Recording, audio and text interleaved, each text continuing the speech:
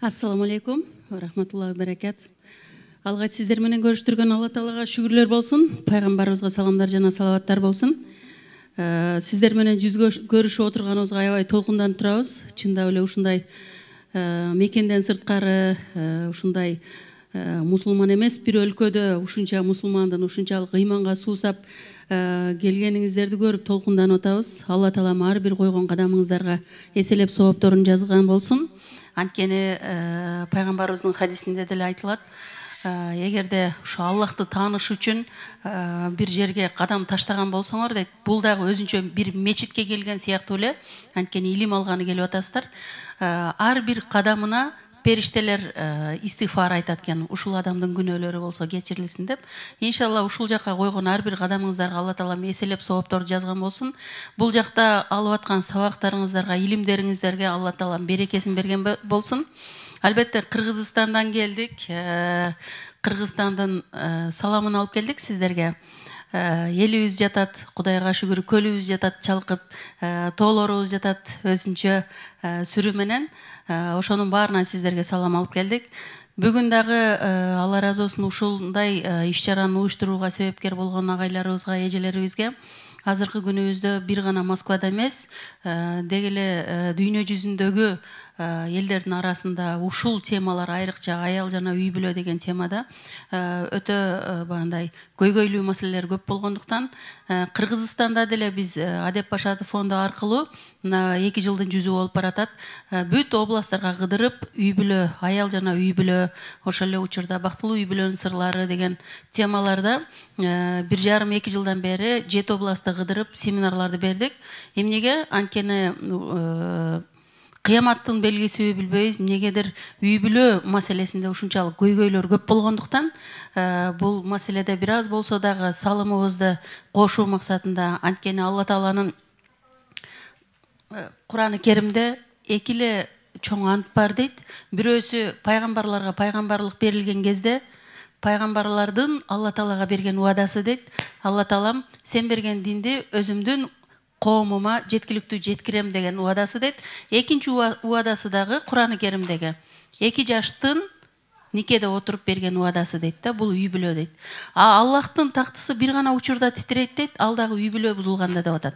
Эмне үчүн Аллахтын тактысы үй бүлө бузулганда титрейт десе, анткени ошол 2 жаш никеде отурган учурда берген уадасы бул экөөнүн бири-бирине берген уадасы эмес. Бул имамга берилген уада эмес, бул Аллага берилген уада болгондуктан, Аллага берилген уада бузулгандыктан Аллахтын тактысы титирип атат. Демек, Алла Таалам ошондой Аллахтын тактысын титиретүүдөн алыс кылган болсун. Бүгүнкү темада да Кудай буйрса аял жана үй бүлө деп атабыз. Негизги максатыбыз дагы бул жерде болуудагы негизги максат убагында бир эне кызын сууга узатып жатып, кызына кумура берет экен дагы. Кумура дегенди билесиздер, мурда чоподон жасалган, ошого суу ташычу. Кумура берет экен дагы, колуна чабат экен, сындырбай келгин деп. Десе анан жанындагылар таң калышат дейт да. Ой, сен кызың сындыр электе эле эмнеге колуна чабып атасың десе, азыр чабайын да сындырбаганга аракет кылсын. Сындыргандан кийин чапкандын пайдасы эмне деп айткан экен да.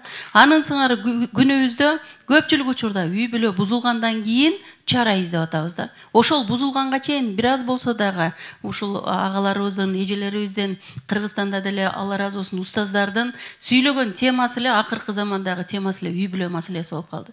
Чубак устазыбызды билесиздер, Аллахым өзүнүн мээримине алсын. Чубак устазыбыз 45 жыл жашады, бирок 90 жыл жашаганда илим таштап кетти. Дагы 200дөн ашык чыга элек запистери бар экен. Ошол Чубак устазыбыз биздин Марал ФМ радиосунда билесиздер жумалык программасы бар болчу. Марал ФМге барсак, ошол жердин директору айтып берип атат. Чубак устаз өлгөндөн кийин дейт, өлгөнгө чейин ошол келип сабак берип жүргөн учурда Чубак устазга келген 8,5 миңдей суроого жооп болбой калды дейт да, себеби устазыбыз өтүп кетти дейт. Ошол суроолордун иликтеп көрсөк дейт, 70тен ашык пайызы үй бүлө маселесинде экен. Аны азыр күнүбүздө калыс устазыбыз эмне кылып берип атат, жооп берип атат. Демек, ошол үй бүлө маселесинде бир аз болсо дагы, албетте алыста жүрүп, балким кимдир бирөө өзүнүн үй бүлөсүнөн алыстыр, балким ар кандай тагдырда дагы болушу мүмкүн, бирок бир аял заты катары сиздерге, бир сиңдиңиздер катары, бир эжеңиздер катары, балким ушул диний жактан бир аз болсо дагы, диний жактан дегенде дагы толугу менен диний жактан айтканыбызда, азыр Кудайга шүгүр, кулактарыбыз толуп бүттү. Алымдарыбыз керек үн алгыдан, керек сыналгыдан, керек маалымат каражаттарынан бардыгынан хадис аяттарды толтура айтып атышат. Бирок өкүнүчтүүсү жашоого келгенде ошону жашай албай атабыз.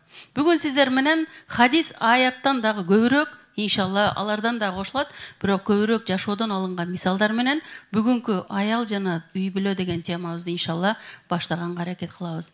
Аял дегенде эле негизи билесиздер, биздин кыргыз элибиз макал лакап менен өскөн элбиз.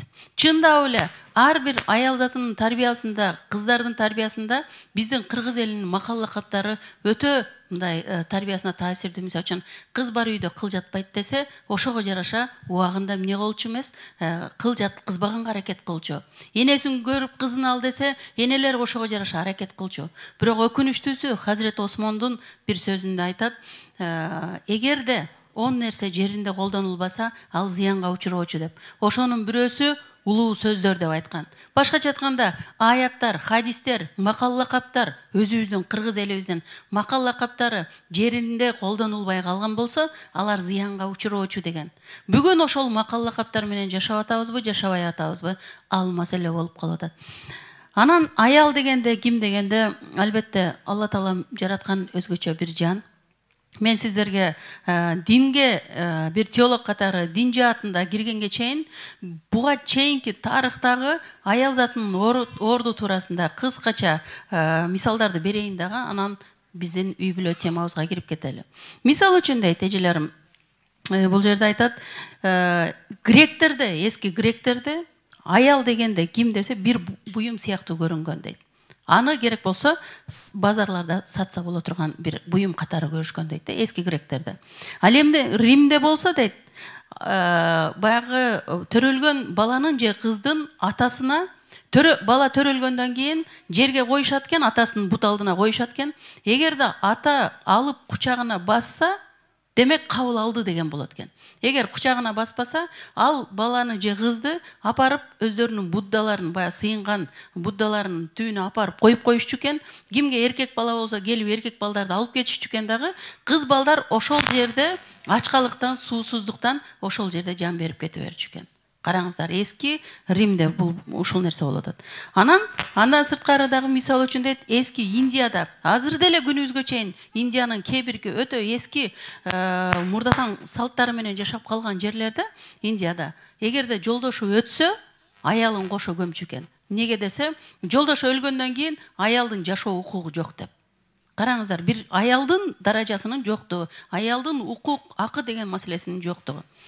Анан билесиздер, алар баягы буддаларга сыйынган учурда курмандык катары биз курбандыкка кой союп атабыз, кочкор союп атабыз, төө союп атабыз, уй союп атабыз. Алар курбандыкка аялдарды союшчу экен. Курбандыкка өздөрүнүн буддаларына сыйынуу максатында. Ал эми фараондун доорунда Египетте болсо, Египетте кандай болгон десе, бир тууган өзүнүн бир тууган кызына, бир туугандар бир тууганга үйлөнө берүү мүмкүнчүлүгү бар экен. Эмнеге десе, башка сырттан кыз келе турган болсо, мурас бөлүнүп калат деген максатта, мурасыбыз өзүбүздө калсын деп, өзүнүн эле карындашына үйлөнүп, өзүнүн эле эжесине үйлөнүп, баягы аял затынын белгилүү бир өлчөмдө кадырынын тебелингендигинин да бир белгиси дейт да. Ал эми эски Кытайда бул көп, бул эжелерим ислам тарыхына чейинки келген окуяларда болот да. Эски Кытайда дейт, аял адам катары көрүлгөн эмес. Эгер кыз төрөлсө, кечиресиздер, мал сыяктуу эле 1, 2, 3 деген гана номер берип койчу дейт, ат коюлчу эмес деп атат да. Арабтардачы деп суроо келет. Арабтардын баарыңыздар билесиздер, сабактарды өткөндө угуп атасыздар. Арабтарда кыз төрөлсө тирилөй көмүлчү. Пайгамбарыбыздын учурунда сахабалардан бирөөсү келип айтпадыбы? Я Расулла, мен дагы кызымды, 4 жашындагы кызымды не дедим? Сени таекеңдин үйүнө алып барам дедим. дегенде ошол учурда Таекеңдин үйүнө алып барам же ойноткон алып барам десе, ошол учурдун энелеринин жүрөгү кандай зыркырачу. Ошентип апасын айттым, жасантып бер дедим. Энеси ыйлап жүрүп жасантты, себеби билет каяка алып барарын. Алып барып ушинтип көмдүм дегенде пайгамбарыбыз аябай ыйлады. Эмне үчүн пайгамбарыбызды ыйлатып атасың деп сахабалар айтканда, токтогула дагы бир жолу айтсын деп. Кайра-кайра айттырып, кайра-кайра пайгамбарыбыз ыйлады. Ыйлаганда акырында пайгамбарыбыз айтпады. Көрдүңөрбү, ислам келгенге чейин силер кандай элеңер?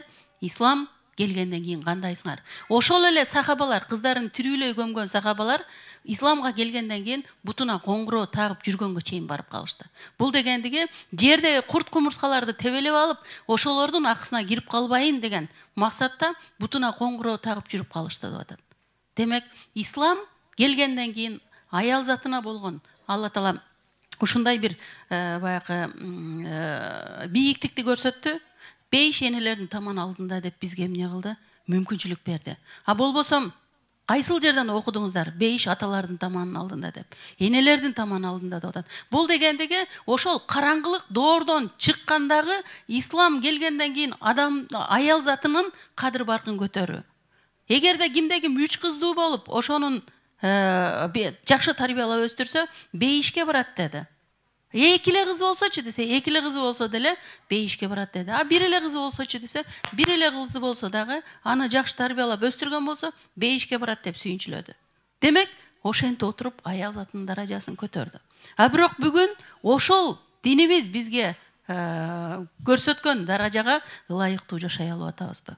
Айрыкча ушул эле жогоруда айта тургандай үй бүлө маселесинде бул өтө оорчундуу маселе болуп калды. Мен сиздерге иншалла үй бүлө маселесинде эжем жылатта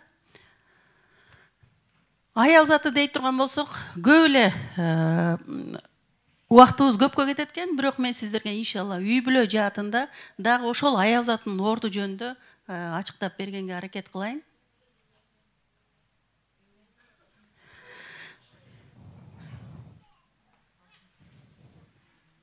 Албетте, үй бүлөдө аялдын орду өтө маанилүү. Кыргыз элибизде жакшы бир сөз бар экен.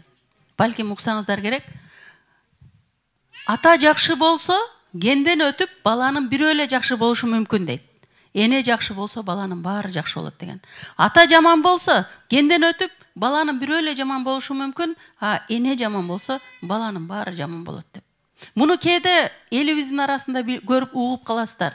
Атасы начар эле киши болчу, бирок балдары алтындай балдары чыкты дейт. А бул каяктан келген тарбия? Энеден кетип атат. А кээде айтып калат, атасы өтө жакшы киши болчу, бирок балдары начар чыкты деп.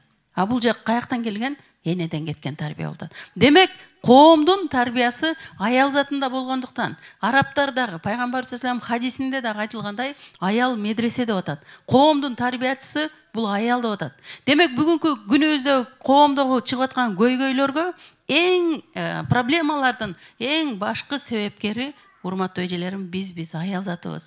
Анткени биздин колубуздан чыккан, тарбия көрүп чыккан балдар коомду түзүп атат. Эгерде коомдо бузукулук, коомдо баягындай туура эмес көрүнүштөр болуп аткан болсо, демек баарыбыздын мында күнөөбүз бар экендигин сезе билишибиз керек экен.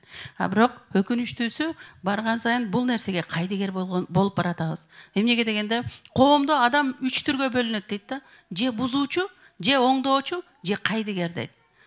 Бузуучуларга караганда кайдыгерлердин көбүрөөк зыяны бар коомго дейт.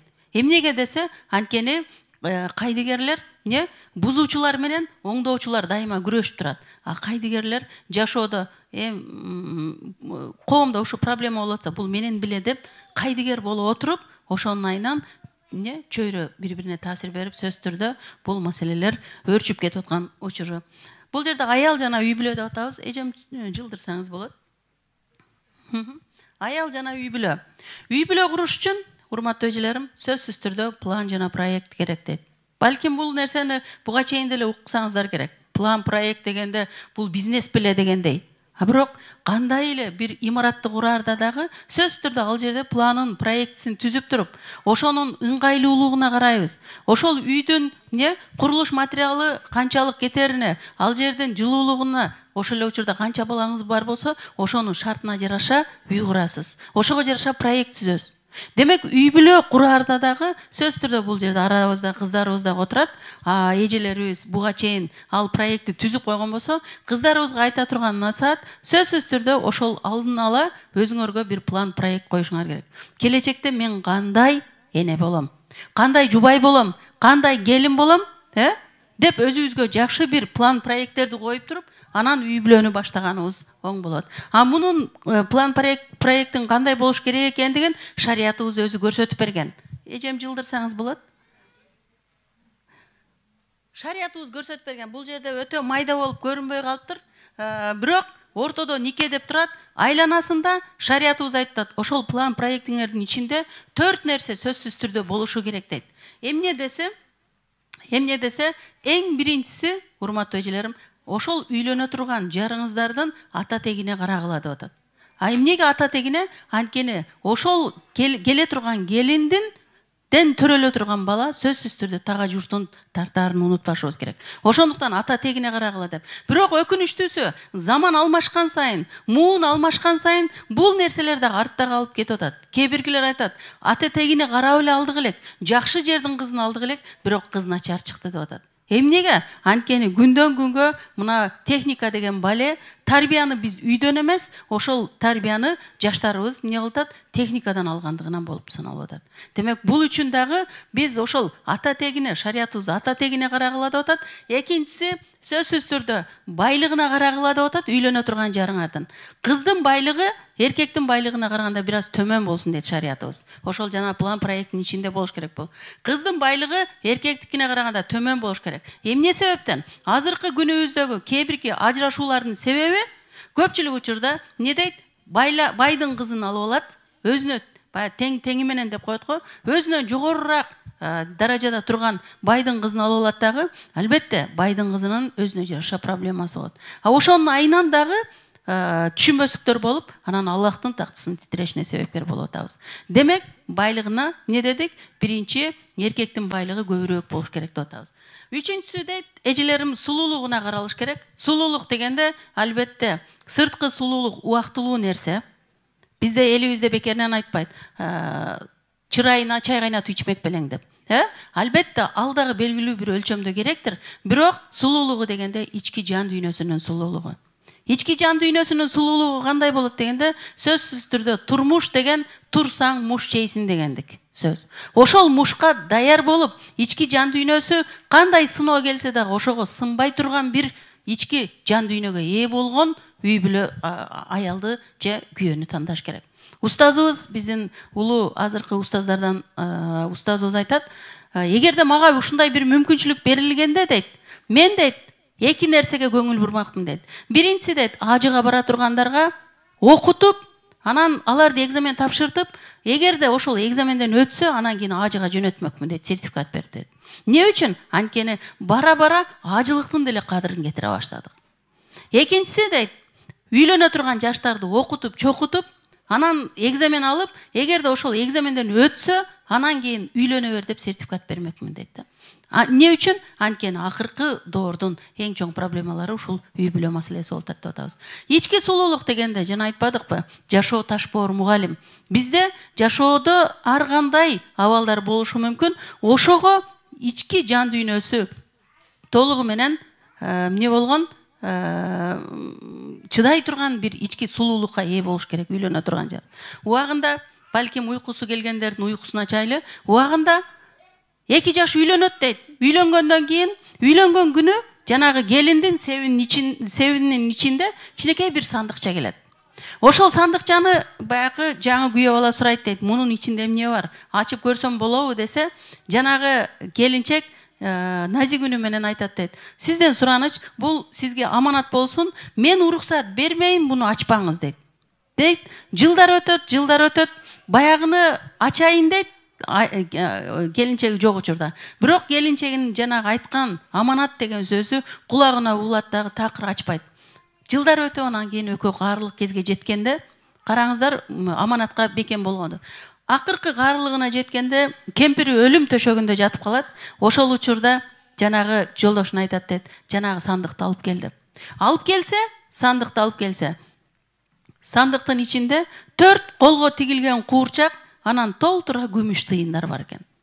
Анан жолдошу таң калат дейт да, өмүр бою мени ушул үчүн эмне баягы кыйнадыңбы? Мен өмүр бою ушунун ичинде эмне бар экен деп кызыгуу менен жашадым. Неге муну жашырдың десе, бул эмне десе, бул дейт, мен чоң энем себебимди берерде турмушка чыгарымда бул сандыкчаны берип, кызым, эгерде жолдошуң сени таарынса, сени капаланса, ага сөз кайтаргандын ордуна бир кездеме алгындагы колуң менен куурчак тик деп айткан. Ошол куурчак төртөө дейт. Десе, мен ушунча жыл жашап сени менен 4 эле жолу капа кылдымбы деп жолдош өзүнчө баягындай кубанып коет. А бул тыйындар эмне тыйындар десе, бул тыйындар дейт, ошончо куурчак тигилди дейт, ошонун баары буга батпаган үчүн мен аларды сатып тыйынын салып койдум деп айткан экен. Караңыздар, бул ошол ички жан дүйнөсүнүн сулуулугу деген ошол. Сабырдуулугу ошол. А биз күнүбүздө камаздап септерди берип атабыз эжелерим кыздарыбызга. А мен айтат элем, камаздап септи бергенден көрөктү, ошондой бир кичинекей сандыкча жасап берели, ичине толтуруп сабырды, кээде дүлөй болууну, кээде дудук болууну ошо сандыкчанын ичине салып бекитип туруп анан берели, ошол үй бүлө сөзсүз түрдө бактылуу болорун унутпашыбыз керек. Андан кийин дагы 4-сү дейт, ыйманына карагыла дейт. Ыйманына дегенде, албетте пайгамбарыбыз салам бул эң жакшысы ушул деген, ыйманына карагыла. Анткени ыйманына карасаңар, байлыкты дагы табат, ата тегин дагы жакшы көрсөтөт, ошол эле учурда сулуу дагы боло алат ошол аял деп айткан экен да. Демек, бул нерселер ошол план проекттин ичинде болуш керек. А бул нерселер эмне менен бекемделет десе, албетте нике менен. Ак нике менен эмне бекемделерин унутпашыбыз керек болот экен. Андан кийин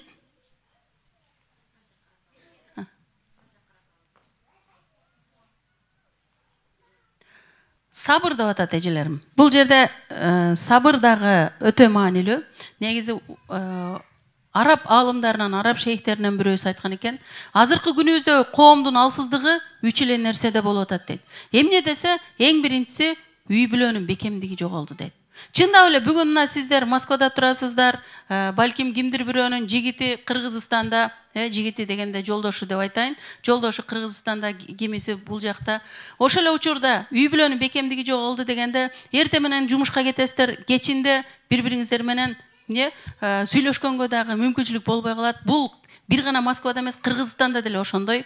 Мен деле жигитим кечинде келет, экөөбүз кеч сүйлөшсөк 1-2 сөз сүйлөшөбүз. Бул неден десе, кыяматтын белгисиби дейли десек жок, бул 20-30 жыл мурунку Япония, Кореянын проблемасы дейт. Аларда дагы ошондой убагында бизде алкоголизм күчөсө, аларда трудоголизм күчөгөн дейт. Эмгек, жумуш деп олтуруп, үй бүлө менен жумуштун ортосунда балансты сактай албай калышкан дейт. Азыр күнүбүздө биздин кыргыздардын арасында ушул проблема болуп атат. Үй бүлө менен жумуштун ортосунда балансты ала албай калып атабыз. Ошондуктан үй бүлөнүн бекемдиги жоголуп, ошонун айынан же болбосо техника өнүктү деп атабыз. Бир үйдө туруп, ар кандай пикирде жашап атабыз. Балабыз башка пикирде, жигитим башка пикирде, мен башка пикирде, ушундай жашаган үй бүлөлөр дагы жок эмес. А бул коомдун алсыздашына себепкер болот экен. Экинчиси дейт, ошол аалым айтат. Экинчиси илим билимге умтулбай калдык дейт. Чындап эле мен жана эле эжелерге айттым эле, китеп окуу, ошол эле учурда илим билим, бирок Алла ыраазы болсун, ушул Москванын эмесинде сиздер ушунчалык илимге деп келип атканыңыздар өзү бир ийгилик десек болот. Кыргызстанда туруп балдарына тарбияда, ошол эле үй бүлө маселесинде илим алууга умтулган жаштар ушунчалык аз. Технология ушунчалык азгырды, ошонун азгырыгы менен үй бүлөгө болгон бекемдик жоголуп атат. Илим билимге умтулуу азайды деп атабыз. Албетте, илимдүү энеден илимдүү бала төрөлөт. Кытайда азыркы күнүбүздө, Кытайда, Кореяда балким билгендер бардыр, университетте үйдө отурган аялдарды мамлекет өзү контрагын төлөп, өзү акысын төлөп, энелерди окутат экен. Университеттерде. Эмне үчүн десе, билимдүү энеден билимдүү бала тарбияланат деп.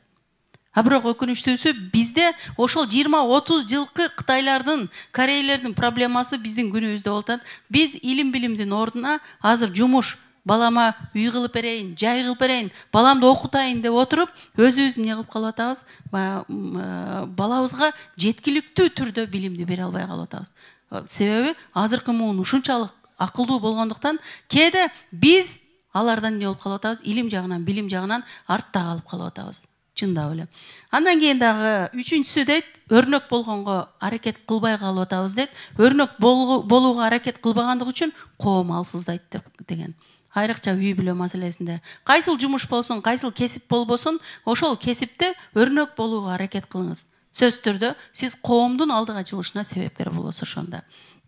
Андан кийин дагы сабыр деп атабыз бул жерде. Сабыр дегенде бул жерде жакшы бир сөз жазылган. Эгерде үлгүлүү бир үй бүлө көрсөңүз дейт, демек ал үйдө көп жылдык сабыр, акылмандык, түшүнүү жана бири-бирине жол берип жашагандыктын натыйжасы деп билиңиз дейт.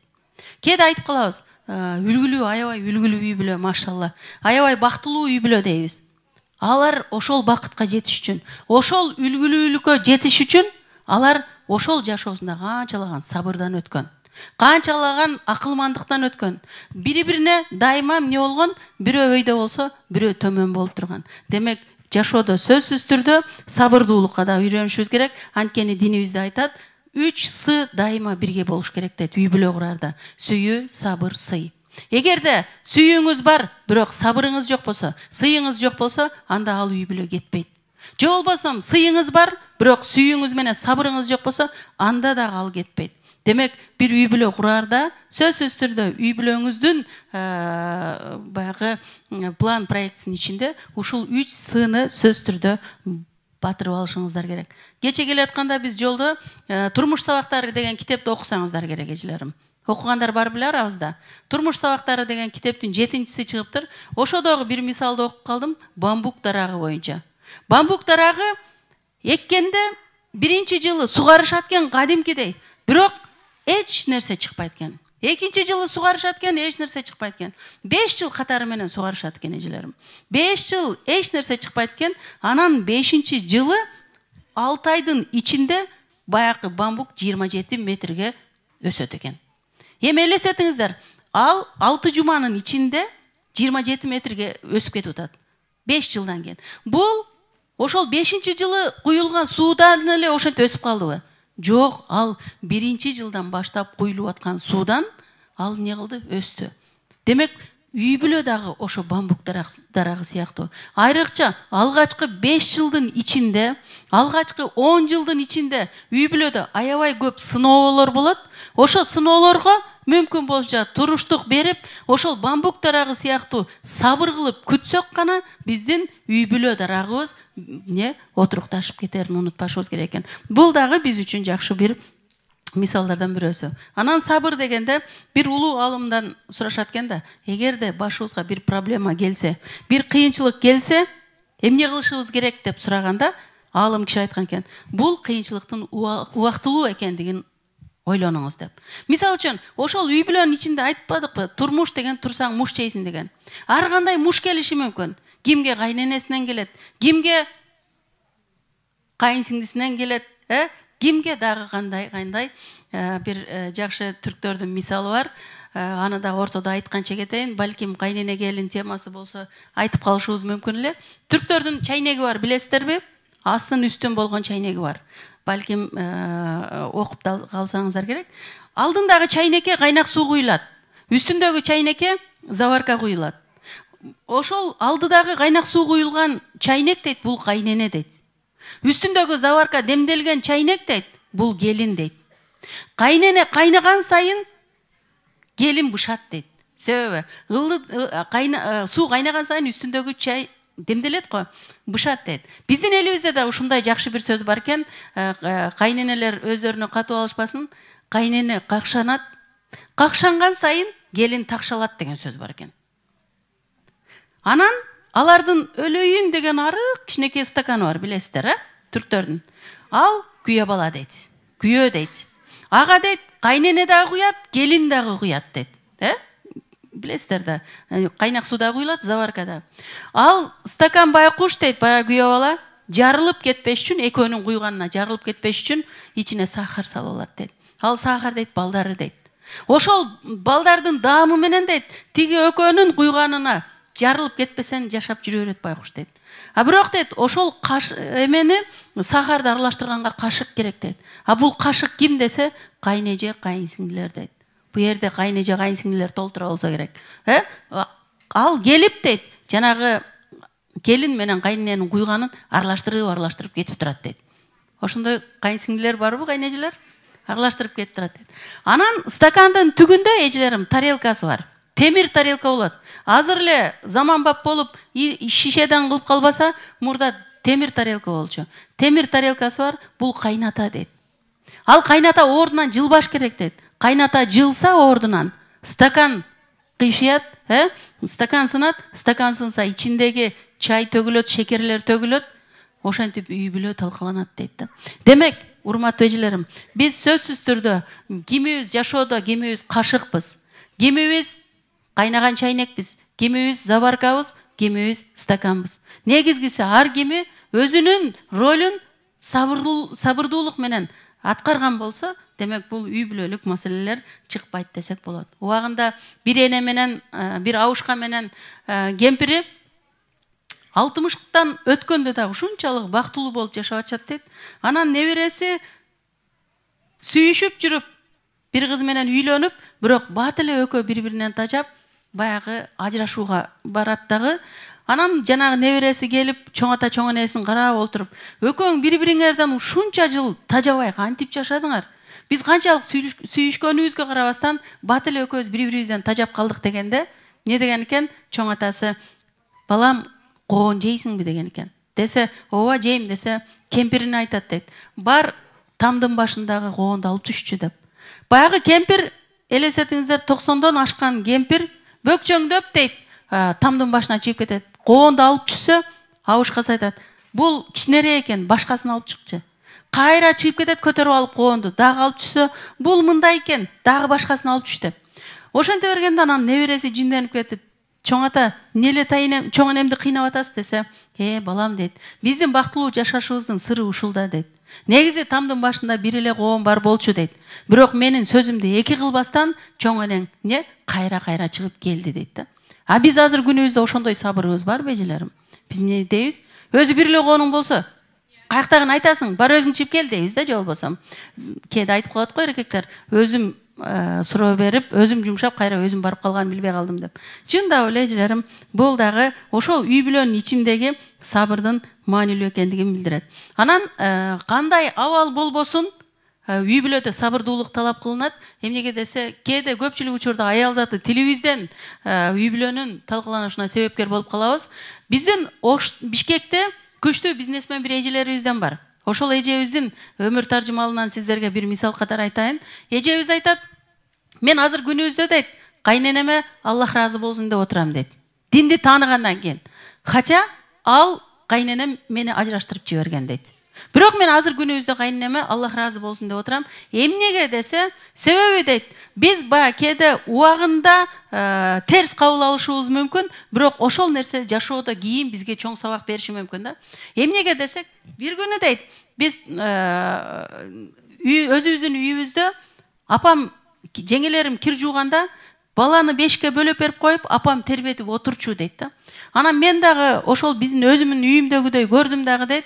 Балалуу болгондон кийин баламды 5ке бөлөп туруп, энем кайненемдин жанына коюп берип, тербетип туруңуз, мен кир жууп алайын десем, кайненем айтты дейт. Не, жууган кириңди мага милдет кылып атасыңбы? Керек болсо түн жарымда жуу. Балаң уктагандан кийин жуу деди дейт. Анан ошончолук жаман көрдүм ошол күнү кайненемди дейт. Макул дедим дейт. Андан кийин түнү жууй турган болдум дейт. 1-2ге чейин түнү кир жууйм дейт. Анан ойлонуп карап көрсөм, өзүмдү өзүм кыйнап атам дейт. Мындан ары дедим дейт, кир топтобойм. 1-2 кир болгондо дароо чайкап жая калам дедим дейт. Ошентип жүрүп тазалыкка үйрөндүм дейт. Азырга чейин кир топтобойм дейт. Стиральный машина болсо дагы дейт. Бул ошо кайненемде мага калтырылган жакшы бир сыпат болду дейт. Экинчиси дейт, бизде көбүнчө түштүк тарапта билесиздер, кичинекей кезибизде коңушудан нан түгөнүп калса, коңушудан барып сурап келе берчүбүз. Биздин үйдө дагы ошондой болчу дейт. Анан жанагы кайненем үйүндө эртең менен завтракка нан калбай калды дейт. Анан жүгүрүп барып коңушудан 2 нан сурап келе калдым дейт. Кайненем сурады дейт. Кимден алдың дедиле дейт. Мен коңшудан алып чыктым десем, экинчи коңшудан бир нерсе сураганыңды көрбөйүн, керек болсо саат 7-де наның даяр болуп калсын деди дейт. Анан анда дагы бир жек көрдүм дейт. Кайненемен коркконуман түнү саат 3-тө камыр кылып, эртең менен 6-да сонун кылып нан жаап койчу болдум дейт. Карасам дейт, азыр ойлонуп көрсөм, 3-төн кийин уже адамдын уйкусу жетиштүү болот экен. Бекеринен тахажжуд 2-3-төрдө болду. Андан кийинки уйкунун кажети деле жок эжелерим. 11-ден кечки саат 10-дон 2-ге чейин уктаган уйку адамга өзү жетиштүү болот экен да. Эртеси күнкү күнүмдү карасам, берекелүү болот экен дейт. Бир күн кечке нан жаап, баягы убактым кетиргенден көрөктү, ал учурда башка жумуштарым кылып алчу болдум дейт. Азыр деле ошол нерсе менен жашап келетем дейт. Бирок ошончолук аракетиме карабастан кайненем баары бир мени ажыраштырды дейт. Акыркы кетип аткан учурдагы сөзүнө мен дагы эле Аллах ыраазы болсун дейм дейт. Ал эмне десе, кетип аткан күнүм дейт, сен баары бир өнбөйсүң деди дейт. Анан ошондо мен өзүм айттым дейт. Карап тур, бир күн болбосо бир күн байып, келип сенин алдыңан өтүп кетем дедим дейт. Ошол сөзүм мотивация берди дейт. Дордойдо 2 балам менен бирөөсүн жетелеп, бирөөнү көтөрүп алып дейт. Дордойду кыдырып жүрүп соода кылдым дейт. Ушунчалык кыйналганда бар деп ыргытып иргим келди дейт. Бирок жана кайнемдин сөзү, акыркы сөзү кулагымда шакылдайт дейт. Анан ошентип жүрүп, күнүбүздөгү азыр ушул бизнеске жеттим дейт. Азыр ошол кайненем Аллах ыраазы болсун деп отурам дейт. Эгерде кайненемдин ошол акыркы сөзү болбогондо, мен ажырашсам дагы ошо айылдын бир бурчунда калып кетет элем. Бирок ошол акыркы сөзү мага мотивация берди дейт да. Демек, жашоодо бизге ар кандай абалдар болушу мүмкүн. Ошол учурда биз ошол сөздү, же болбосо ошол абалды сабырдуулук менен көтөрүп туруп, бул өтүп кетүүчү нерсе. Жана алымдан сурашпадыбы? Эгер башыбызга бир оор бир кыйынчылык келсе эмне кылалы дегенде, бул өтүп кете турган нерсе экендигин ойлонуңуз деп. Ошентип жашообузду сабырдуулук менен кармап калууга мүмкүнчүлүгүбүз бар экен. Анан айрыкча тил деп атабыз. Пайгамбарыбыздын доорунда Хазирети Абу Бакыр менен пайгамбар саллаллаху жолдо баратса, бир адам Хазирети Абу Бакырды ашатып сөгө баштайт. Сөгө баштаганда пайгамбарыбыз Хазирети Абу Бакырдын жанында турат дагы, унчукпай турат. Анан бир маалда Хазирети Абу Бакыр ушунчалык жинденгенинен жооп бере баштайт. Жооп бере баштаганда пайгамбарыбыз саллаллаху жанагы жерден качып басып кетип калат. Кийин Хазирети Абу Бакыр кайра пайгамбарыбыздын жанына келип, "Я Расулуллах, эмне үчүн менин жаныма кетип калдыңыз?" дегенде, пайгамбарыбыз айтат: "Билесиңби, сен ал кишиге жооп бербей унчукпай турганыңда, сенин ордуңа периштелер жооп берип атты" дейт. А сен жооп бере баштагандан баштап, ал жерден периштелер кетти дагы, ордуна шайтан келди. А шайтан болгон жерде мен турбайм деди. Демек, үй бүлөлүк жашообузда дагы тил кайтаруудан мурда биз бир аз болсо дагы тилибизди тиштеп, сабырдуулук кылган болсок, ошол абалдан кутулуу мүмкүнчүлүгүбүз бар экен. Анткени ошол учурда биз унчукпаган учурда периштелер биздин ордубузга жооп берет экен. А биз жооп берген, өзүбүз тилибиз менен жооп берген учурда периштелер кетет экен дагы, ордуна шайтандар келет экен. А шайтандын эң негизги максаты бир үй бүлөнүн бузулушу эжелерим. А үй бүлө бузулганда сөзсүз түрдө Аллахтын тактысы титирешине себепкер болуп атабыз. Демек, үй бүлө маселесинде сабырдуу болууга аракет кылышыбыз керек. Анткени баягы суудагы элибизде айтылып калат. Суудагы таштан ташка урунуп отуруп бышат деп коет элибизде, туурабы? Анан айтабыз го, канча ташка урулуп келди, бул суу таза, иче бер деп коебуз, бышат дейт да. Анын сыңары жашоодагы бизге ошондой ар кандай таштарга уруп алып келип туруп, анан бышыраарын унутпашыбыз керек экен эжелерим. Ошол сабыр кылып отуруп, анан биз эмнеге жетет экенбиз? Сөзсүз түрдө ошол үй бүлө деген кайгыбызды жээкке чыгарууга мүмкүнчүлүгүбүз болот экен. А болбосом жарым жолдо чөгүп кетүү коркунучу бар экен. Убагында бир сөз дегенде ушул нерсени айтып калайын. Убагында балким уйкусу келгендердин уйкусун ачуу максатында болсун. Бир келин турмушка чыккандан кийин жолдош экөө эч келише албайт дейт. Экөө уруша эле берет, бириксе эле урушат дейт. Анан эмне кылат? Ушундай семинарларга катышат, канткенде бактылуу болом деп. Китептерди окуйт, канткенде бактылуу болом деп. Бирок өкүнүчтүүсү бактылуу боло албай жүрөт. Анан бир күнү бир китепте жазып коюптур дейт. Жинди да деп кой деген. Анан айтат, жинди эмес дейт. Менин жолдошум жогорку билимдүү дейт. жинди эмес. Болгон экөөбүз эмне үчүн келише албай атабыз? Дейт дагынан кийин баягы китепти ыргытып коюп, бактылуу болуу жолдорун дагы эле издеп жүрүп, арадан 20 жыл өтүп кетет. Ошондо анан кийин 20 жылдан бактылуу боло албайт, 20 жылдан кийин анан жанагы китептегини бир проба кылып көрөйүн дейт. Эмне кылат? Күйөөсү жинденип келсе, байкуш жинди да деп коет. Бул күйөөгө деле айтыла турган нерсе. Аялы жинденип атса, кээде байкуш жинди да теңелбей эле коеюн дегенде да. Эртеси күнү келет дейт, бул байкуш жинди да теңелбей эле коеюн. Ошентип отуруп дейт, күйөөсүн тарбиялаган экен дейт. Балким эркектер аялдарын ошентип тарбиялаганга мүмкүнчүлүгү бар да. Демек, бул дагы ага дагы сөзсүз түрдө сабырдуулук талап кыларын унутпашыбыз керек. Биздин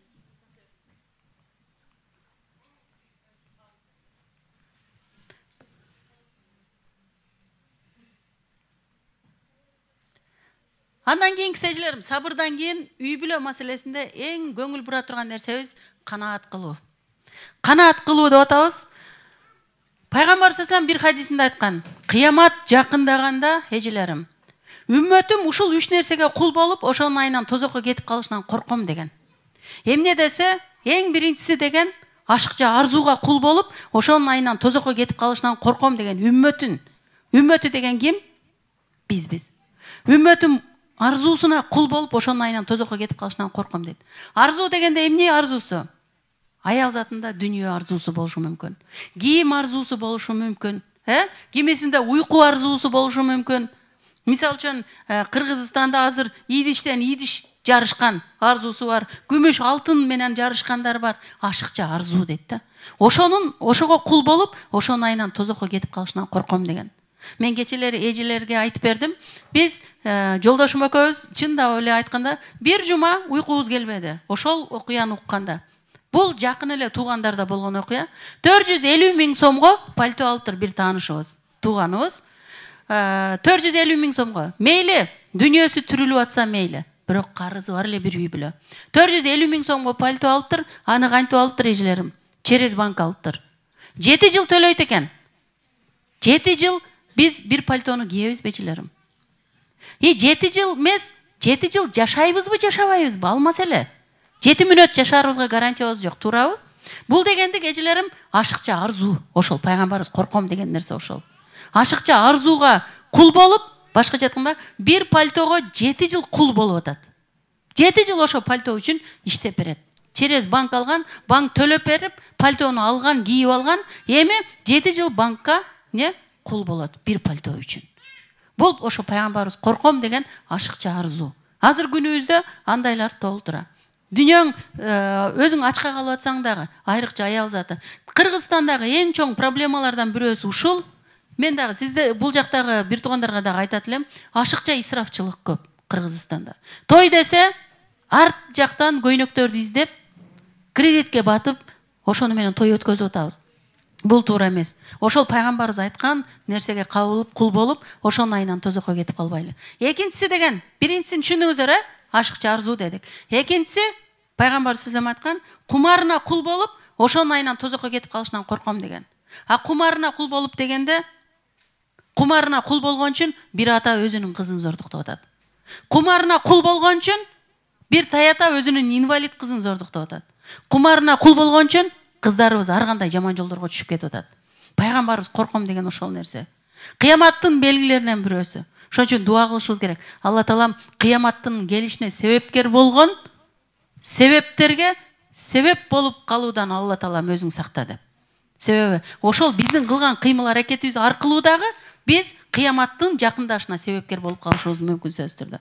Пайгамбарыбыз корком деген үчүнчү нерсе, үммөтүмдөн корком деген үчүнчү нерсе, эжелерим, үйрөнүп уккандарын унутуп коюусунан корком деген.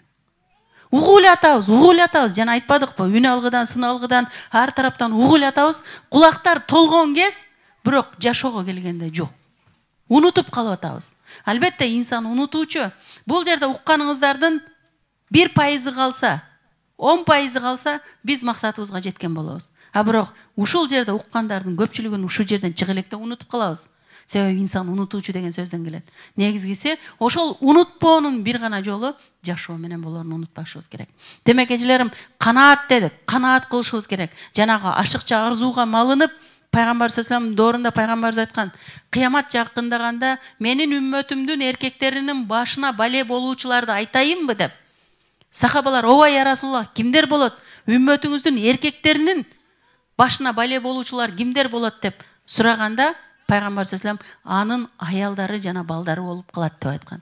Эмне үчүн аялдары жана балдары дегенде, үммөтүмдүн эркектеринин аялдары жана балдары кыямат жакындаганда Аллахтын бергенине алымсынбай, дагы деп отуруп, менин үммөтүмдүн эркектерин арамга батырып, ошонун айынан үммөтүмдүн эркектери тозокко кетип калат деген. Башкача айтканда, канаат кылбагандыктан. Билесиздер, 99 формуласы деген бар. Балким уккандар бардыр. Ошол турмуш сабактарында эле, турмуш сабактары китебинде да жазылган 99 формуласы. Кандайча десеңиздер, бир падышанын кызматкери болот дейт. Кызматкери дайыма шаңдуу жүрөт экен. Эч кайгырганын көрбөйт падыша. Падыша болгонуна карабастан, ал дайыма кайгыланып, капаланып, бир нерсе жетпегендей эле болуп жүрөт. Анан бир күнү данышманынан сурайт. Данышман дейт, могу кызматчы дайыма эле ушундай шаңдуу жүрүшүнүн себеби эмне? Бул болбосом байлыгы деле жок, эч нерсеси жок. Бирок дайыма көңүлдүү жүрөт десе, падышам дейт, данышман айтат. 99 формуласын кылып коюңуз, ал дагы кайгырып калат дейт. Ал эмне десе, сиз дейт, бир каптын ичине 99 алтынды салып туруп, сыртына 100 алтын деп, ошол кызматчыңыздын эшигинин астына таштап коюңуз дейт. Анан эртеси көрөсүз дейт. Анан баягы ошондой айткандай кылып, ичине 99 алтынды салып туруп, сыртына 100 алтын деп, неге кызматчынын эшигинин астына таштап коет. Кызматчы көрүп калып, жанагыны сүйрөп кирип, ичиндегини чындап эле 100 бекен деп, инсанбыз да эсептейт. Эсептесе 99. Кайра эсептейт, кайра 99. Бирөөнү каяка түшүрдүңөр эле деп, таң атканча жанагы бирөөнү сырттан издешет. Балким бир жерде түшүп калгандыр деп. Болбосо үйүнүн ичинде 99 алтын турат. Канаат кылбагандык. Кээде биз үйүбүздүн ичинде алтындарыбыз турат, байлыктарыбыз турат. Башкача айтканда, үй бүлө деген алтыныбыз турат. Балдарыбыз турат алтындай. А бирок биз бакытты сырттан издеп атабыз. Байлыктан издеп атабыз. Дүнүйөдөн издеп атабыз. Же болбосом бийик имараттардан издеп атабыз. Бирок бийик имараттардын ичинде бийик имараттар болушу мүмкүн, бирок ичинде бакыт болбой калышы мүмкүн. Ошон үчүн биз убагында 99 алтыныбыздын кадырына жетип калайлы. Башкача айтканда, үй бүлөбүздүн, жигит дегенде, мен көпчүлүк учурда жолдошум жигитим деп коем. Жигитибиздин, бала чакабыздын кадырына жетели. Бир алтын деген бул сырткы дүйнө. Азыркы күнүбүздө сиздер иштеп аткан жумуш. Бул экинчи маселеде болгон нерсе сөзсүз түрдө. Демек, канаат кылышыбыз керек экен. Андан кийинкиси радикалдуу чечим чыгарбаш керек. Канаатты да жылды. Реалдуулукту унутпашыбыз керек деп атабыз. Бул жерде эжелерим караңыздар, адам айды кучактап турат. Же болбосо күндү кучактап турат. Бул мүмкүнбү кучакташыбыз? Азыркы күнүбүздө техника аркылуу кучактап коюшубуз мүмкүн. Селфи кылганда ар кандай абал менен кылып атабыз. Бирок чын-чынына келгенде реалдуулукта андай нерсе жок, туурабы? Бирок өкүнүчтүүсү, үй бүлө курганда көпчүлүгү баягы ойлогон ою менен эле келет, чыныгы реалдуулукту унутуп калат, чыныгы жашоону унутуп калат. Негизи чыныгы жашоого келгенде үй бүлө башка нерсе. Анан ошонун айынан анан кийин турмуш кургандан кийин жигитим мурдагы экөө сүйлөшүп жүргөндөй эмес экен деп анан кайра ажырашканга аракет кылгандар бар. Пандемия учурунда бир кыз кат жазыптыр. Эжеке, мен ажырашайын деп атам. Турмуш курганыбызга 40 күн боло элек али, ажырашсам боло береби деп. 40 күн эмес, 4 мүнөт болсо дагы нике кыйылгандан кийин болбойт. Аллахтын тактысын титретет. Неге? Себеби Алла Таалага сөз берип койду уже. Андан кийин уже Аллахтын тактысын титирешине себепкер болуп калат. Эмне үчүн десем, менин жолдошум дейт, сүйлөшүп жүргөн учурубузда таптакыр башка болчу. Азыр турмуш кургандан кийин таптакыр башка экен. Эмне экен десем, турмуш кургандан кийин мага анча көңүл бурбай калды деп. Кайтип көңүл бурат? Реалдуу жашоого мындай караганыбызда деле, ал мурда сүйлөшүп жүргөндө бир гана сизди караган болсо, турмуш кургандан кийин анын атасы бар, энеси бар, бир туугандары бар, аларга да көңүл бурулуш керек болот да сөзсүз түрдө. Демек, реалдуу жашоону дагы унутпашыбыз керек. Андан кийинкиси Радикалдуу шашылыш өкүм бербешибиз керек. Айрыкча үй бүлө маселесинде, бала тарбиясында, деги эле койчу жашоодо радикалдуу өкүм бербешибиз керек. Бул жерде тест, экзамен кылып атканда өтө шашылыш, кээде биз айтып калабыз го, поле чудес кылып койдум деп. Жок, жашоону поле чудес кыла тургандай бир абал эмес. Жашоодо сөзсүз түрдө ар биринде көңүл буруу менен чечим кабыл алыш керек. Чечим кабыл аларда убакытка ташташ керек. Айрыкча үй бүлө маселесинде. Талак маселеси дагы билесиздер, бир гана эркектерге тиешелүү маселе. Аялдар талак берсе болобу? Болбойт. Аялдардыкы өтпөйт. Эмнеге?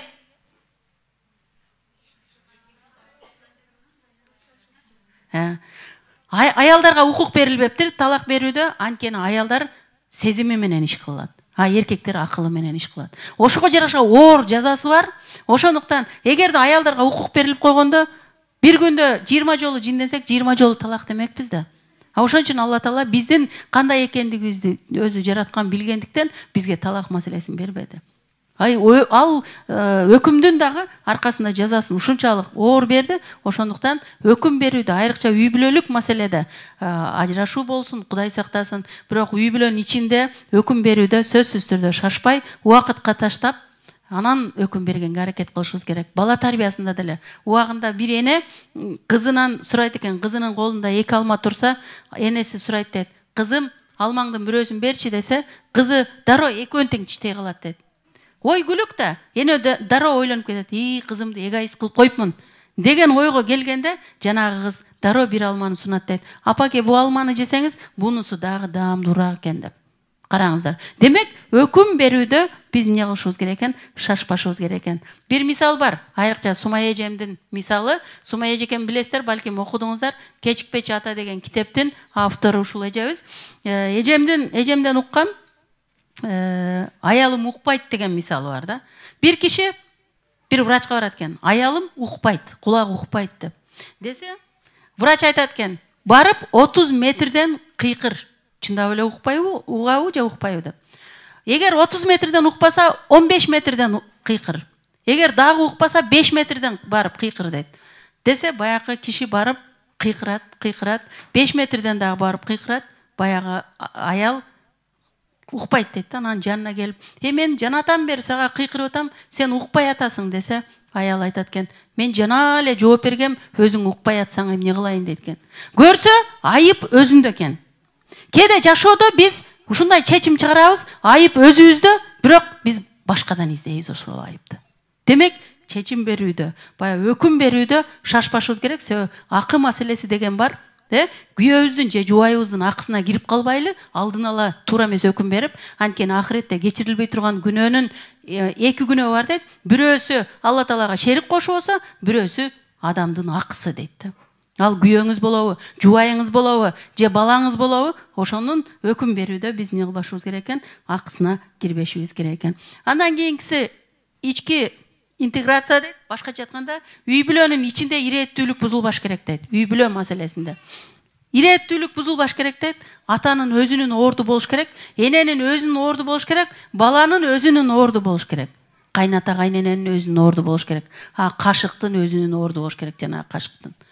Ар биринин өзүнүн орду болуш керек. Ошондо гана үй бүлө бактылуу болуп кете алат. Эгерде үй бүлөнүн орду алмашса, айрыкча азыркы замандын проблемасы ушул болуп атат. Балким уксаңыздар керек. 100 000 сомго күйөөмдү сатам деген окуяны уктуңуздар беле? Көп аябай интернетте жайылып жүрдү. Бул Кыргызстанда болгон окуя деп жүрдү. Кандайча десе, балким укпагандар үчүн кыскартып айтайын. Россияда иштеп кетет. Жок, Россияда иштебейт, Кыргызстанда иштейт. Жолдошу мугалим болот. Анан мугалимдиктен кыскартылып чыгып калат. Чыккандан кийин жубай айтат: "Эми сенин ордуңа мен иштейин, үйдө отурсак бизди ким багат" дейт дагы, анан дордойго жөнөйт. Барып бир таанышынан баягындай товар алып, бирин 2, экисин 3 кылып сата баштайт. Анан ошентип отуруп, баягы Алла Таалам берекесин берип, байып кетет аялы, жубайы. Байып кеткенден кийин жолдошу бир күнү келип айтат: "Мен иш таап келдим. Сен эми үйдө отур, сен балдарды кара, мен иштейин" десе, "Канча айлык берет экен" дейт аялы. Десе 8 000 десе, "Мен сага 10 000 берем, сен үйдө отур" мен ишимди кылам дейт аялы. Уже баягы ички иреттүүлүк бузулуп баштаган да. Айрыкча аялдар айтып атпайбызбы, сезимталбыз, анча-мынча нерсени көтөрө албайбыз. Ошон үчүн эркектин тапканы баары бир берекелүү, аялдыкы бираз өзүңүздөр жакшы билесиздер. Анан ошентип жүрүп дейт, бир күнү ушунчалык байыгандыктан аял көбөт дейт. Досторун Бишкектин чак ортосунда чоң бир ресторанда коноктомокчу болот. Ошол жерде сырттан келген бир достору дагы болот. Келип анан отурганда күйөөсүн жамандай баштайт. Эми эч нерсени кыла албайт, мен багам антем деп. Ошол учурдан кийин бир дос айтат: жаман болсо дагы балдарыңдын атасы. Шүгүр кыл десе, ушундай күйөөнүн барынан жогу. Эгер керек болсо сатам дейт. Тиги досу да канчага сатасың дейт. 100 000 сомго сатам дейт. Билесиң, мени билесиң, эгер сатып алсам, кайра кайтарбайм, мен мүнөзүмдү билесиң десе, ооба сатам, эгер 100 000 сомго алсаң сатам күйөөмдү дейт. Күйөөсү жанында отурат. Анан жанагы досум дейт, кыпкызыл булгары сумкасынан 100 000 сомду чыгарып туруп, мен алдыма таштап туруп, жүр деп туруп, жолдошунун аты Аман болгон, жүр Аман деп туруп, мен жолдошум кетелеп алып чыгып кетти дейт. Келдим дейт, кечиндес баягы ичип алып, эме болбодум дейт, анан кечиндеси келип, эми тарынтып койдум да келет деп күттүм дейт, келбеди. Эртеси күнү күттүм, жок дейт, үчүнчү күнү күттүм, жок дейт. Анан чалсам дейт, баягы досум алды дейт. Досум, мен кызганчаакмын билесиң го, мындан ары мен жолдошума чалба деп. Көрсө экөө нике кыйып жашап атат дейт. Караңыздар, жанагы үйдөгү иреттүүлүк бузулгандыгында. Эркектин ордун аял, аялдын ордун эркек басып калган учурда бул проблемалар чыгышы мүмкүн. Мамбет Асан Ибраев деген агайыбыз бар, уккандар болсо керек. Нарындын казысы, азыр эме болбой калды. Ошол Мамбет Асан агайыбыз бир сабагында айтты эле. Бир илимдүү адам китеп жазыптыр дейт. Китебинин аты "Ме эркекпи же ургачыбы" деп жазыптыр дейт. Анан таң калып сурашат экен да, неге китебиңиздин аты мындай десе, айткан экен дейт. Себеби мен мени изилдеп баштадым. Анан баштаган учурда карасам, кээ-бирки эркектердин мээси ургачыныкындай, кээ-бирки аялдардын мээси эркектикинде иштейт экен. Анан ошол экиленип калган учурда китебимдин атын ушундай койгум келди деген экен. Демек, үй бүлөнүн ичиндеги ички иреттүүлүк бузулса, анда сөзсүз түрдө ошол үй бүлөдө проблема болот эжелерим. Биз бир аял катары өзүбүздүн назиктигибизди сактап калайлы. Өзүбүздүн энелик, жубайлык, баягы аялым деген бу аярым, аяй турган бир назик затпыз. Ошонубузду сактап калайлы. Биз миң аракет кылганыбыз менен эркектин ордун баса албайбыз канткен менен да. Эгер үй бүлө деген бул дүйнөгө жаралуу максатыбыз аркадагы урпакка үлгү болуу, аркаңкы урпактын бул дүйнөгө келишине себепкер боло турган бир инсан болуп жаратылган болсок, демек ошо жаралуу максатыбызды толугу менен аткарыш үчүн биздин назиктигибиз дагы керек экен. Анткени тарбия эч качан китептен үйрөтүлбөйт. Кызыңызга назик бол дегениңиз менен өзүңүз назик болбосоңуз, кызыңызды назиктикке үйрөтө албайсыз. Анткени тарбия жашап үйрөтүлөрүн унутпашыбыз керек экен. Буга дагы не кылышыбыз керек экен? Көңүл бурушубуз керек экен. Анан айтып атпайбызбы, баланын тарбиясы дагы эненин колунда деп атабыз. Сөзсүз түрдө ошол убагында бир ата бул дүйнөдөн өтүп кетет экен. Өтүп кеткенде энеси эшиктин оозуна дайыма абышкасынын чапанын асып коет экен. Асып коюп, балдар акча сураганда атаңардын чапанынан алгыла, чөнтөгүнөн алгыла деткен. Бул дегенде атаңар өлсө дагы анын кадыры өлбөсүн деген мааниде. Убагында апаларыбыз аталардын кийимдерин тебелетчү эмес. Мен деле эсимде, кичинекей кезибизде тебелетчү эмес. А бирок өкүнүчтүүсү азыр аталардын кийимдери тебеленип эле жатат балдарда. Бул ошол бала тарбиясында да бир катаачылык болуп эсептелинет. Демек, бул нерселерге биз сөзсүз түрдө эмне кылышыбыз керек экен? Көңүл бурушубуз керек экен. Бир арада кыстырма кылып айтып кетейин. Сөөл жандын баласы, уйкусу келгендер үчүн анекдот сыяктуу. Сөөл жандын баласы энесинен сурайт экен: "Апа, атам каяка кетти?" деп. Десе, сөөл жан айтат экен: "Атаң балык туткан адамдар менен кошо мөңгүлөргө кетти" дейт экен. Жакшы, бизге азыктарды алып келгени мөңгүлөргө кетти десе, сөөл жан байкуштун баласы айтат экен: "Менин атам башка сөөл жандардын аталарына окшоп балчыкта жаткан жок. Менин атам мөңгүгө кетти" деп. Демек, күнүбүздөгү баланы ошол атасын сыйлоону, же болбосо энени сыйлоону энеден кеткен тарбия менен үйрөтсөк болот экен. Анткени эне сөзсүз түрдө тарбиянын башаты десек болот иншалла. Андан кийин эжем андан кийинкиси жоопкерчилик деген болчу эжелерим. Жоопкерчилик дагы бул үй бүлөдө аял өзүнүн жоопкерчилигин билиш керек, эркек жоопкерчилигин билиш керек. Буга да бир жашоодон эле алган мисалды айтайын эжелерим. Сиздерге мен хадис аяттардан айтып аткан жокмун. Негизи айтсак болмок, бирок мен сиздерге азыркы күнүбүздөгү мисалдар дагы таасирлүүрөөк болгондуктан мисал менен айтып берем. Кыргызстанда Ошто 8 жыл иштеп калдык. Ошондо бир байкелерден бирөөсү жолдошума кайрылып калыптыр. Биз бүгүн ажырашкан атабыз деп. Проблемам не десе, келип кетсеңиз жакшы болот эле деди. Анан жолдошум мага чалды. Каяктасың? Мен сабакта болчумун. Чыкканда айтып кой, экөөбүз барып келели деди. Анан бардык. Барып жолдошум сурады. Экөөңөрдүн ажырашабыз дегениңерге эмне себеп десе, байке бир А4 кагазды көтөрүп чыкты. А бул эмне десе, караса расписание. Аялы түзүптүр. Эмне деп жазыптыр? Ар ким өзүнүн кирин өзү жуумай, өзү үтүктөмөй. Bir gün men tamak kılam, bir gün sen tamak kılasın. Balаны saat mınançaga çeyin байке жолдошу saat 6'da geletken 6'dan 8'ge çeyin balаны sen kırayсың, 8'den 10'ga çeyin men kırayım, 10'dan 12'ge çeyin sen kırayсың деп бүт расписание түзүлгөн. Анан мен мындай аял менен жашай албайм, ошон үчүн ажырашабыз деп атабыз деди. Анан мен жолдошум айтты, байке аркада 3 бала бар. 3 бала үчүн кайра үй бүлөңүздү сактап калууну каалайсызбы дедиле. Албетте байке деди, балдарым жетим калтыргым келбейт деди. Албетте каалайм деди. Анда деди, алардын үйү 3 этаж үйү бар болчу эжелерим. Жана айтып атпайбызбы? Биз бакытты кээде чоң-чоң үйлөрдөн издейбиз. Бакытты кээде байлыктан издейбиз. Бирок бакыт ар бирибиздин өзүбүздө. Ал бакытка өзүбүз кадам таштап басып барышыбыз керек. Анан жолдошум айтты, байке деди, анда эгерде жеңе менен кайра жашооңузду 3 бала үчүн улантып калууну кааласаңыз, анда бул 3 этажды үйдү сатыңыз дагы 2 бөлмөлүү үй алыңыз деди. Сактап калууну кааласаңыз. Эмне себептен? Себеби деди, кечке чейин 3 этаж үйдүн жумушу бар. Жеңе чарчайт. Ишөө бала бар, тамак аш бар, чарчайт. Кечинде урушаарга жоо таппай отурган учурда сиз келе сырттан чарчап, урушаарга жоо таппай. Анан өкөң келгенде анан урушасыңар. Анан жеңем 1-чи этажда болсо, сиз 3-чи этажда отурасыз, ортодо 2-чи этажда шайтан отурат. Андан көрөктүү 2 комнат үй алыңыз дагы, 2 комнат үй алсаңыз, жыйнаш дагы оңой. Жеңе 1 саатта ал үйдү жыйнап коет дагы, калган учурун балдарына бөлөт, тамак ашка бөлөт, калган учурун өзүнө бөлөт. Урушсаңар дагы 2 бөлмө болгон үчүн бири-бириңерге эмне бат көрүшү мүмкүнчүлүгү бар деди. Деди, чындап эле байке эмне кылды? 3 этаж үйүн сатты, 2 бөлмөлүү үй салды, 2 бөлмөлүү үй алды. Азыр Кудайга шүгүр, ошол балдары чоң-чоң үйлөнөйүн деп калган балдар болот. Кээде биз бакытты эмнеден издеп атабыз? Ошол чоң-чоң үйлөрдөн. Жоопкерчилигибизге келгенде, элестетиңиздер, Алла Таалам ушундай бир бизге табиятыбызга жараша жоопкерчиликтерди бериптир. Эркек сырттан 3 тонна жүктү көтөрүп кызмат иш кылып келиши мүмкүн, бирок үйгө келгенде 3 килограмм баланы жарым саат көтөрө албайт. Жарым саат эмес, 10 мүнөт дагы көтөрө албайт.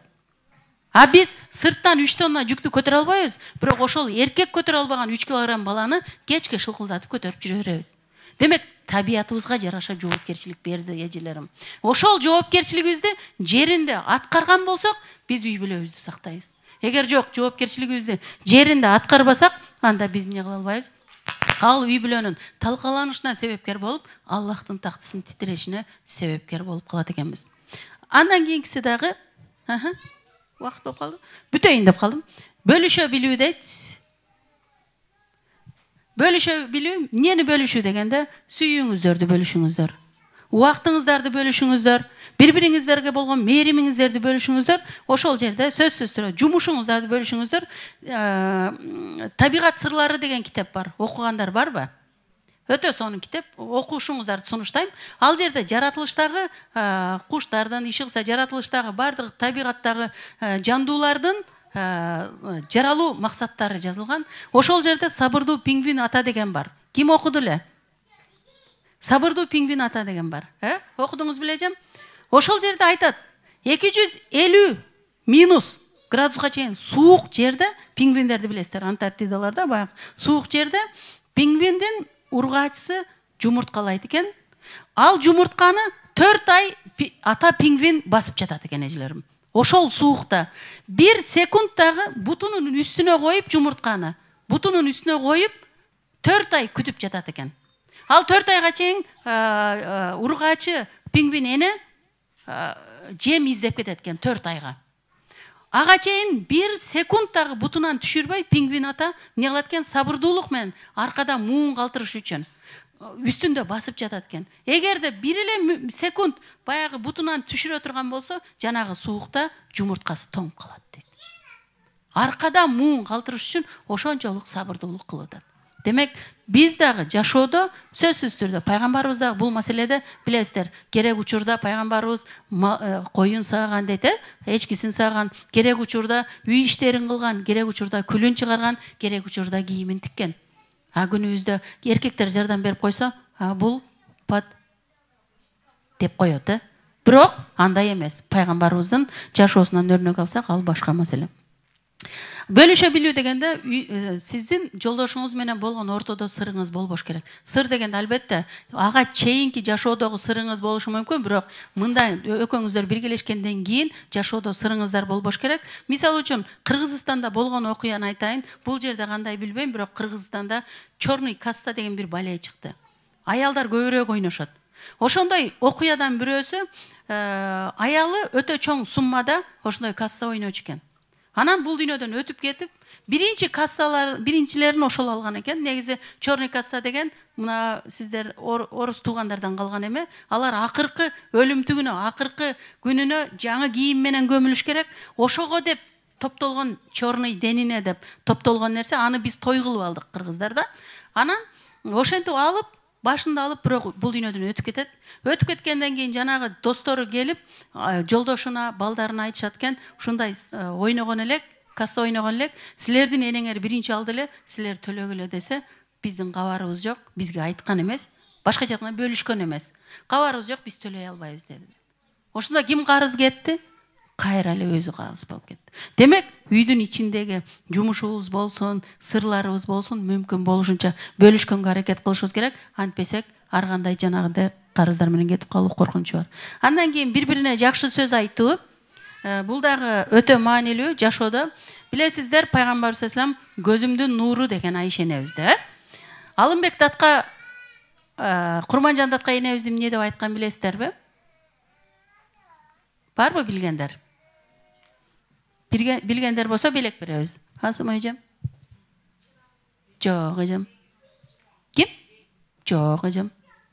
Бегим деп наоборот жигитин айткан. Ким деген? Зирегим деген. Байке тапты. Байке айтат окшойт. Зирегим деп айтат экен эле. Байкеге белек бересем, иншалла. Алымбек датка, Курманжан датка энебизди зирегим деп айтчу экен.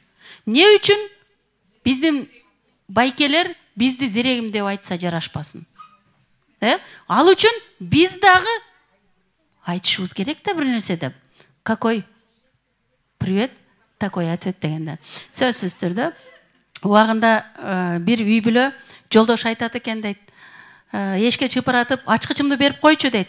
Анан жубайы өзүң алып алчы десе, жолдошу киреткенде кайра чыгып, ал чыгып берип кое берчи десе, жубайы жинденип 99 сөздү бир айтып, барып эми күлүчтү алайын десе, баягы күлүч турган шкафтын үстү аябай чаң экен, чаңга жолдошу сен менин алтынымсың деп жазып коюптур дейт.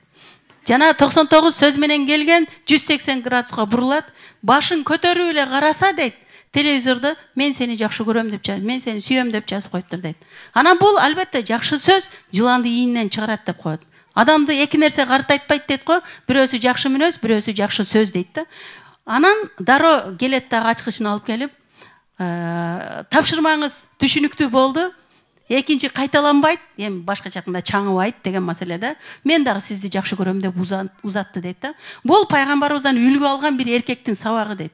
Балким ошол жерде кечке үйдө отурасың, мына чаңды кара десем эмне болот эле? Аял дагы эки эсе сөздү кошмок, анан эркектен эки эсе сөз кетмек, ошентип отуруп үй бүлөнүн ажырашышына себепкер болуп калмакпыз. Бирок сөз түрдө бири-бирибизге жакшы сөзгө айтканды аракет кылайлы, айрыкча балдарыбызга. Эч качан Кореяда эч качан балага жаман деген сөз колдонулбайт экен эжелерим. Балким күнүбүздөгү дүйнөнү дүңгүрөтүшүнүн бирден бир себеби балким ушул деле болушу мүмкүн. Эч качан сен жамансың деген сөз колдонулбайт экен.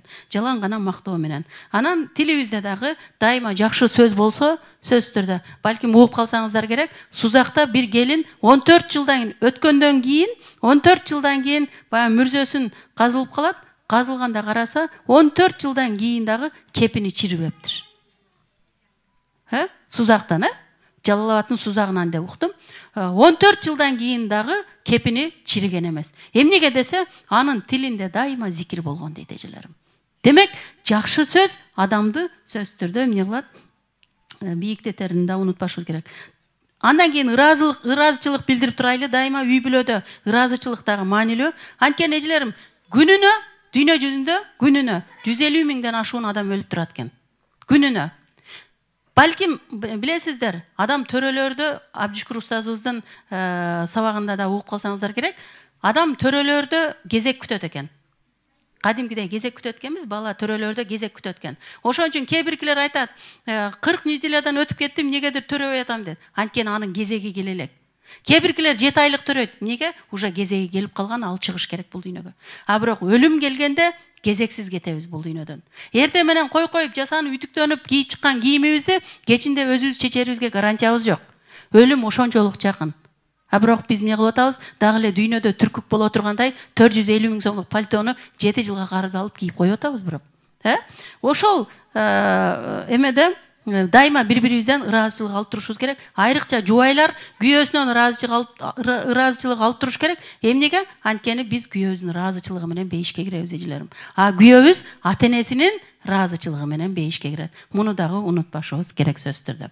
Андан кийин акыбызды билишибиз керек дейт сөз түрдө. Акыбызды билишибиз керек дейт. Кеңешип иш кылуу деп атабыз. Сөз түрдө бири-бирибиз менен кеңешиш керек. Кеңешип кескен бармак оорубайт деп биздин элибизде жакшы сөз менен кыскача айтсак болот. Бирок өкүнүчтүүсү, албетте, барган сайын баягы бир анекдот айтайын. Утуру Сумай эжем карап коркуп атам. Убакыт бүттү деп атат.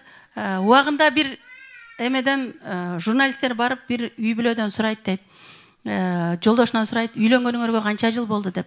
50 жылдан ашты десе, үйдөгү проблемаларды ким чечет десе, жолдош айтат дейт. Чоң проблемаларды мен чечем, майда чүйдө проблемаларды жеңеңер мага жеткирбей эле бүтүрүп коет десе. Бирок Кудайга шүгүр, 50 жылга жакын болуп калды үйлөнгөнүбүзгө. Ушуга чейин бир дагы чоң проблема болгон жок дейт да. Көрсө жеңе өзү эле чечип коет экен. Бирок айтар элем, бир мусулман үй бүлөсүндө сөзсүз түрдө кеңешүү деген маселе болуш керек. Пайгамбарыбыздын доорунда да болгон бул маселе. Пайгамбарыбыз өзүнүн жубайлары менен кеңешкен дейт. Ар бир маселеде. Демек биз дагы бир мусулман аял катары буга көңүл бурушубуз керек. Андан кийин бири-бирине убакыт бөлүү деп атабыз. Сөз түрдө убакыт бөлүшүбүз керек. Кандайча? Анткени убагында берилбеген мүнөттөрдү кийин издесек дагы таппай калабыз эжелерим. Ошол убагында берилбей калган мүнөттөрдүн айынан кийин бир канча убакыттан кийин ажырашуулар, проблемалар чыгат. Анан ошол минуталарды кайра издейбиз. Аны кайра айласак, жылдасак дагы таппай калышыбыз мүмкүн. Ошон үчүн бири-бирибизге дайыма убакыт бөлүшүбүз керек. Буга өрнөк катары Пайгамбар саллаллаху Хадижа энебиз бизге өрнөк. Хадижа энебиз билесиздер, Пайгамбарыбыз Хира үңкүрүндө пайгамбарлык келген учурда, Хира үңкүрүндө бир канча күндөп, түндөп жалгыз калган учурларда Хадижа энебиз 700 метр бийиктикке Хира үңкүрүнө 50 мүнөттөн ашык жол дейт. Умрага, ажыга баргандар, балким баргандар бардыр. Ошол Меккенин ысыгына карабастан Хадижа энебиз эмне кылчу экен? 2000 кадамдан ашуун дейт да. Пайгамбарыбызга тамак ташуучу. Башкача айтканда, убакыт бөлчү деген маселеди айтып атабыз. Генри Форд дегенди билесиздер. Форд машинесин ойлоп тапкан адам. Ошол Форд машинесин ойлоп тапкан Фордтон сурашат деп журналисттер келип, сиз бул дүйнөгө кайра келсеңиз, кайра ушул ийгиликке жетишет белеңиз дегенде, Форд айткан экен, азыр күнүбүздөгү жаштардын эсин оодарган Форд машинесин ойлоп түзүүчү адам. Форд айткан экен, эгерде азыркы аялым кайра жубайым болсо, анда мен бул ийгиликке жетишет элем деп. Эмнеге дегенде, бул өзү башка бир машина заводдо инженер болуп иштеген, а кийин кечки үйгө келген убактысында Жубайы барып жат уктап калган жок.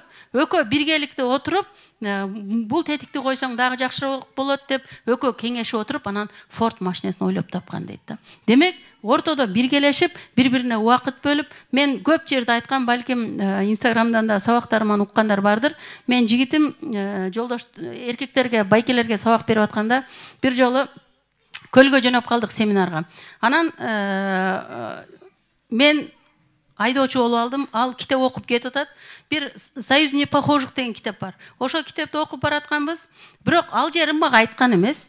Анан көлгө бардык, байкелерге семинарга кирип кетти. Көпчүлүк учурда мени семинарына киргизбейт. Үйрөнүп алат дейби, билбейм, иши кылса, киргизбейт. Анан мен сыртта отуруп угуп отурам микрофондон. Анан айтып атат, байкелер дейт, мен азыр эле кел айтып, жолдо китеп окуп келдим, ошонун ичинде жубайларыңарга убакыт бөлгүлө деп жазыптыр. Суранат элем, жеңемди салыңыз дагы 10 литр бензин кетсе кетсин, 20 литр бензин кетсе кетсин, Бишкектен Токмокко чейин жөн эле айдап барып келиңиз. Жеңемди жаныңызга салып алып. Бул убакыт бөлүү дегендик. Жумуш деп отуруп бири-бирибизге убакыт бөлө албай атабыз, бири-бирибизди тааный албай атабыз, ошонун айынан проблемалар чыгып атат. Кээде бири-бирибизге убакыт бөлүүнү да унутпайлы. Балдарга убакыт бөлүшүбүз керек, айрыкча үй бүлөдө. Азыр балдарга убакыт бөлүнбөй калдык. Бирок өкүнүчтүүсү, эртеге ал дагы биздин мойнубуздагы карыз. Убагында бир адам дайыма 5 нан алат экен, бир навайканадан. Анан навайкчы таң калат дейт да. Неге дайыма бул 5 нан? Эч качан 6 же 4 нан албайт дейт. Только 5 нан алат дейт. Анан бир күн сурайт дейт баягы адамдан. Сен эмне үчүн 5 нан аласың десе, экөөнү карызга берем, экөөнү карызыма берем, бирөөнү аялым экөөбүз жейбиз дейт. Дагы жообун түшүнбөй калат навайчы.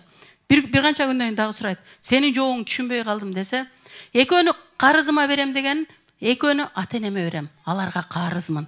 Экөөнү карызга берем дегеним, балдарыма берем, аларга карызга берем. А бирөөнү жубайым экөөбүз жейбиз деген экен. Демек, бүгүн биз балдарыбызга бөлбөсөк, убакыт бөлбөсөк, эртеге кайра ошол мүнөттөрдү ала албайбыз. Анткени айтат го, жашоо тепкич сыяктуу, анын ар бир кадамына көңүл бургула, антпесеңер кайра түшөрдө уят болуп калбагыла дейт. Ал тепкичтен сөзсүз түрдө бир күн болбосо бир күн түшөбүз. Андан кийин бири-бирибизге дуада болушубуз керек. Муса акыркысы иншалла Муса алейхисаламдан сурайт экен. Алла таалам пайгамбар Муса алейхисалам сурайт экен. Аллахым, менин канткенде дуам кабыл болот дегенде, Муса алейхисалам күнөө кылбаган оозуң менен дуа кыл дейт экен. Анан Муса алейхисалам таң калат экен да, кантип күнөө кылбаган оозум менен дуа кылам десе, жаныңдагы адамдан дуа ал деген экен. Башкача айтканда, мен кылган күнөөнү менин жигитим кылбаган үчүн, жигитимдин оозу менен кылынган, мен үчүн кылынган дуа, мен өзүмө кылган дуага караганда дагы таасирлүүрөөк болот экен. Ошондуктан бири-бирибизге дайыма дуада болушубуз керек, балдарыбызга дуада болушубуз керек. Бул дагы биз үчүн маанилүү. Анан иншалла акырында айтарым дагы, бул жерде жакшы бир сөз окуп калдым эле. Аялсыз өмүр жок, аялсыз жашоо жок, аялсыз бакыт жок дейт, аялсыз проблема да жок дейт. Иншалла проблемалуу болбойлу. Кудай буйрса, акырында айтарым, Абу Ханифанын айткан сөзүндө ушинтип айтылат. Мусулман адам шам сыяктуу болуш керек дейт. Мен айтат элем буну, бир жубай, бир эне шам сыяктуу болуш керек. Өзү күйсө дагы башкаларга жарыгын чачкан. Өзүбүз канчалык күйгөнүбүз менен аркага жарык чачайлы, эртеге ахиретте ошону сөз түрдө үзүрүн алабыз. Дагы айта турган сөздөр көп болчу, бирок убакыттын тардыгына байланыштуу. Иншалла дагы мүмкүнчүлүктөр болсо, көрүшүп калганда айтабыз. Акыңыздар дадал кылыңыздар. Аллах разы болсун.